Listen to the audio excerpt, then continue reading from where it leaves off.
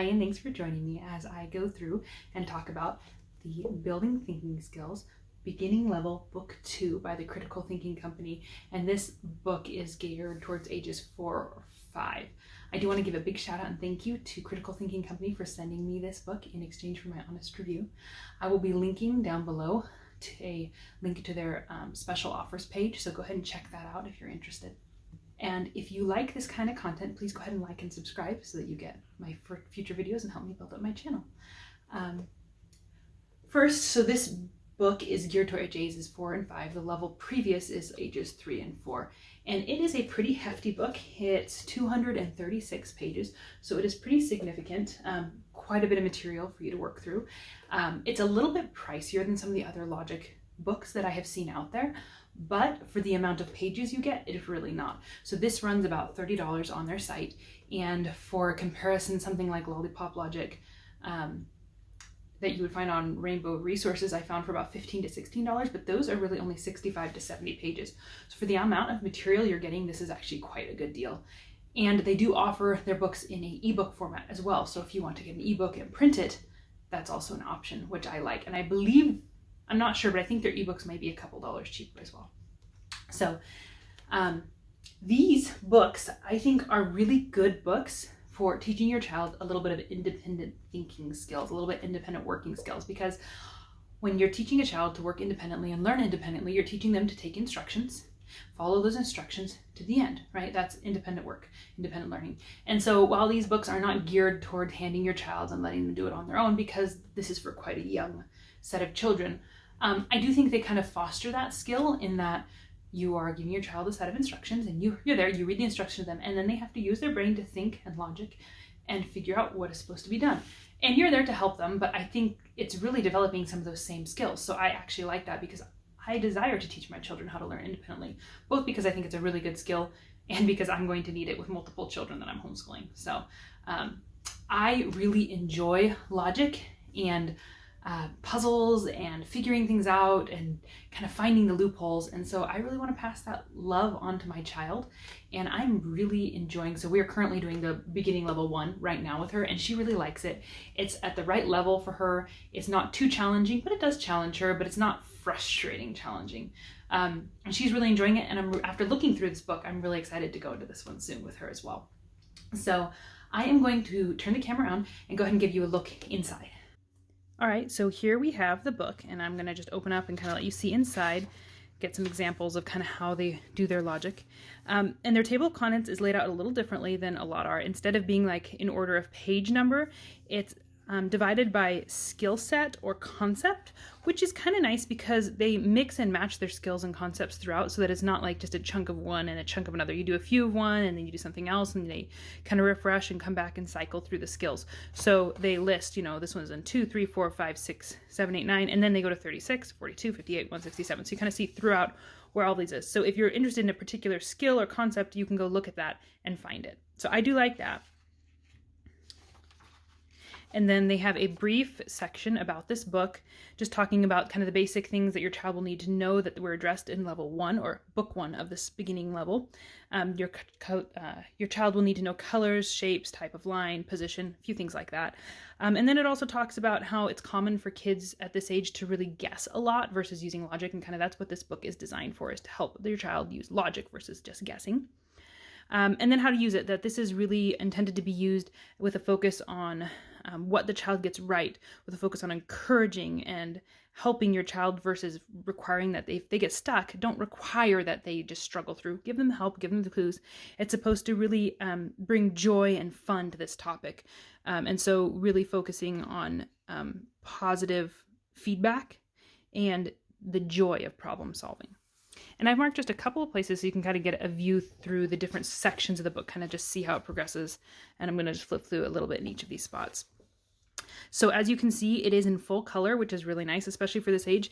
And the pages are all perforated, which is also really nice for tearing out or copying, or if you use like a binder like I do, I tear these out and I put them in the binder. So I like that I don't have to like unbind the whole book, but that it works. These activities, you can see There are true or false claims. So you ask these about all these. Your child has to think about, is this true or is this false? Figuring out how many different combinations you can make with these 3 colors. Pointing to the towers that's going to fall. And this one's kind of, I like this because it teaches your child to have to think spatially.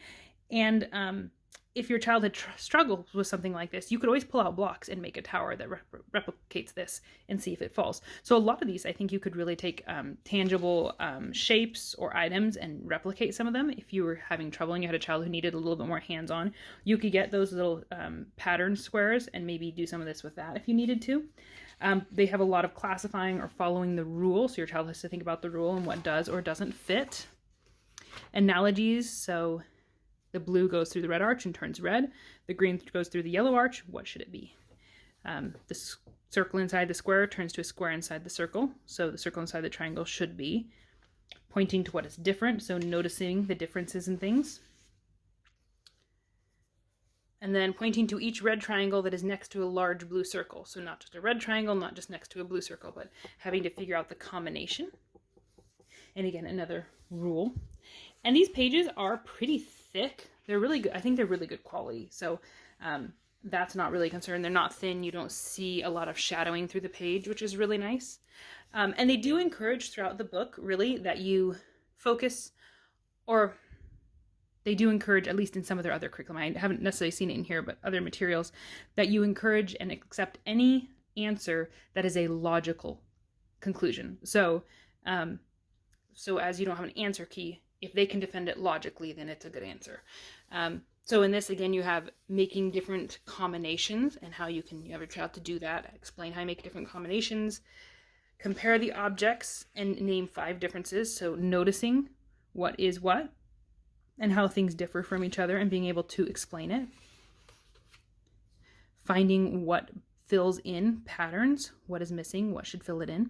And I also really like about these books is that they not only have your child figure something out, but they have them have to defend it and have to articulate it. And that is a skill that's really challenging, actually, including for myself. I can often know what something means or know what something is, but to explain it to another person is hard. And so I like that often they ask for your child to explain the difference, not just find the difference, but to explain, because I think that's a really good skill for them.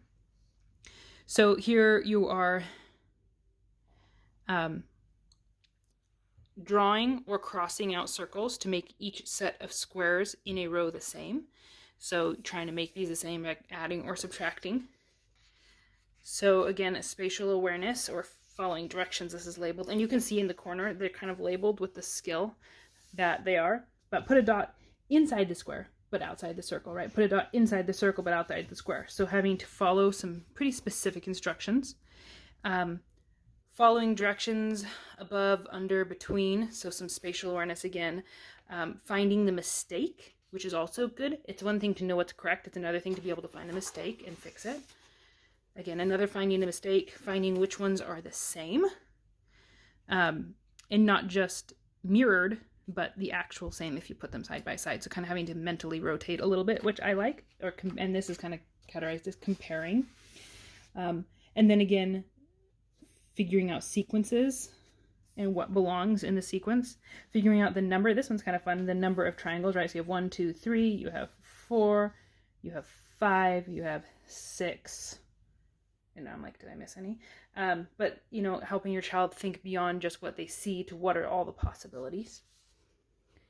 And then let me flip a little bit further to the back of the book. So having to replicate and draw symmetrical shapes. So not just seeing, but being able to duplicate, which is another skill entirely. And then finding what is not symmetrical. Following the rules to fill in the chart. So it has to be a circle and it has to be red, or a little circle and red, and then a big circle. And this is going to have to be a big red circle, big yellow circle, big blue circle. So having them figure out what belongs where. And then this is, so find the figure that doesn't belong and explain why it doesn't belong. So you have to figure out which of these is not right. And I mean, that takes a little bit of thinking, a little bit of figuring out. I actually looked at this page for a few minutes before I figured out the answer that this one doesn't belong. And because I was trying to make it into shapes versus analyzing what pieces were there. They do a lot of analogies in these books, which I think is good. So glasses to eyes are as what to ears, earbuds, or a cup to a teapot is as what to a normal pot, a bowl, right? So thinking about what correlates. Again, correct rules, classifying, counting, explaining all the ways to make the number 7 using the squares below.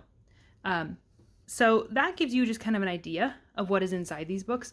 I do really like them. I think they're colorful and engaging, and I like that better than some of the other books I've seen on logic because my child likes color. They like to see that.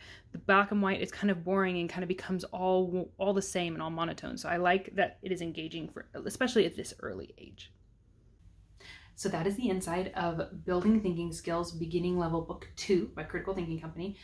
If you have used this book or any in this Building Thinking Skills series and enjoyed it or just have thoughts on it, I would love to know. So comment below and let me know how you or your child have enjoyed it. Or if you have another recommendation for a logic book, please let me know. Just to wrap up, I think it's an excellent material. I think it's going to be really good for us. I think it's going to be really enjoyable. I really just kind of like how it's laid out, and I think it's, again, at the right level of challenge without being like frustrating. So more of a puzzle, more fun. And so I really like that. Something to note is, as you probably saw, this book does not have an answer key or any really teacher instructions. It's really just the instructions on the page, which for this level isn't really important because you probably have the ability to figure out all of the questions. So that's not a problem. I don't know as they go up in grades if they add that answer key in the back or not, but that's something to be aware of. And as I mentioned in the beginning of this video, they do offer ebook format for all of their materials, which is really, really nice, especially if you're working with multiple kids or you have come across a page that your child really struggles with and you want to do it and then come back and do it again. I think that's an awesome opportunity. I would recommend going out and checking out their other materials because they have a ton. And I really like what I've seen so far. Again, if you've enjoyed this material, please like and subscribe. Let me know. And I look forward to seeing you next time.